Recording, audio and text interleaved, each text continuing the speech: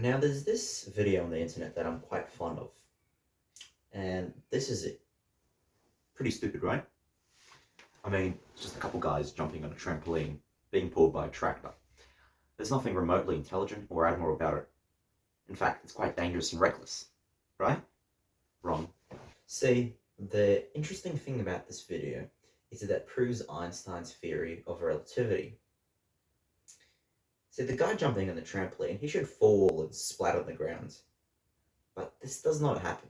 In fact, if we box the guy on the trampoline, then he will be unable to tell that he's moving horizontally, as every time he jumps, he lands back in the center of the trampoline. Now, the thing is, from our perspective, we can tell he's moving horizontally because we can see the trucks move past.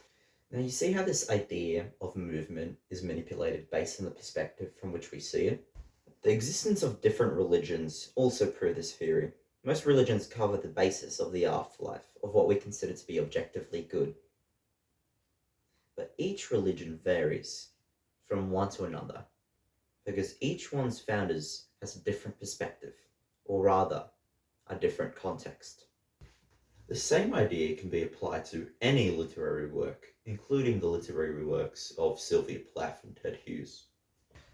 So, in a brief nutshell, the analysis of Ariel and birthday letters by the once married Sylvia Plath and Ted Hughes allows us to garnish the dualistic nature of resonances, dissonances, as well as the identification of how contextual shifting or different experiences creates a new medium for the influencing of varied themes and values.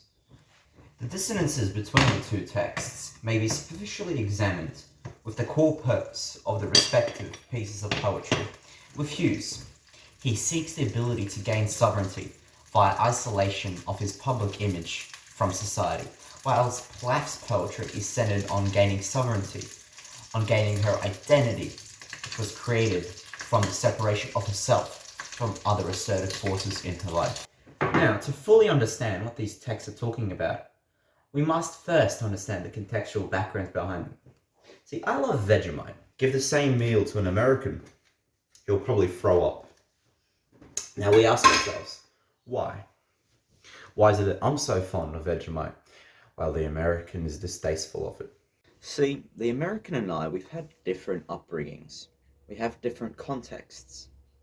I love Vegemite as a result of my context, while he despises Vegemite because of his. Now, with Plath and Hughes, the three primary contextual influences that interact with both Ariel and birthday letters include Plath's own heritage, societal roles and implications for men and women during the Cold War era, as well as Plath's own Electra complex. See, with Plath, the stylistic conventions embarked upon for her poetry is reminiscent to that of confessional poetry. This provides a direct and sparks an insightful conversation within the audience. Plath's style of confessional poetry sparks internal thought and monologue within the reader, or it sparks a textual conversation. Now, understanding Plath's contextual backgrounds, her displeasure in the role women were societally confined to during the interwar and post-war periods is observable within her works, such as Fever 103, where Plath displays her displeasure with the roles in the line, pure. What does it mean? The tongues of hell. The purity in question is in regards to the purity of a woman, a trait that was deemed desirable and often considered necessary at the time. The use of intertextuality of the Bible is used to personify Plath's displeasure for such societal constraints as seen in that quote. The biblical allusion of the tongues of hell personifies the destructive nature of an evil idea.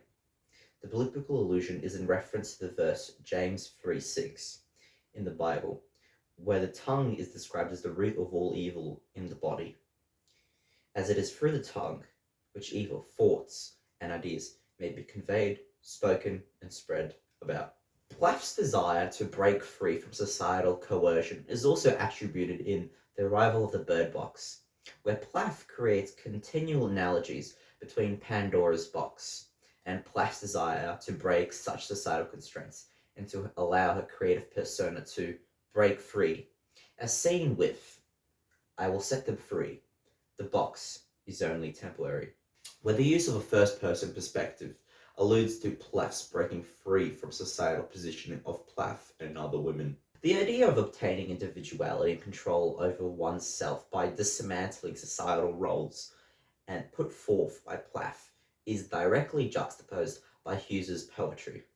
With birthday letters, Hughes is likewise reverberating the ideas of obtaining individuality. However, birthday letters addresses the desire of sovereignty to be achieved by attempting to distance one's public image. In this case, Hughes's own public image, which was recreated by Plath, from society, thusly gaining his own individual sovereignty. The dissonances between the two texts is observable via comparison of the two. With Hughes's birthday letters, the minutiae of Hughes's image is characterized with a picture of Otto, where Hughes remarks the vigorous relationship dynamic between both Otto Plath, Sylvia's father, and Ted Hughes, implying that Otto Plath and Hugo are now intertwined as a result of Sylvia Plath. For metaphorical representation by Sylvia being a candle casting Hughes's shadow.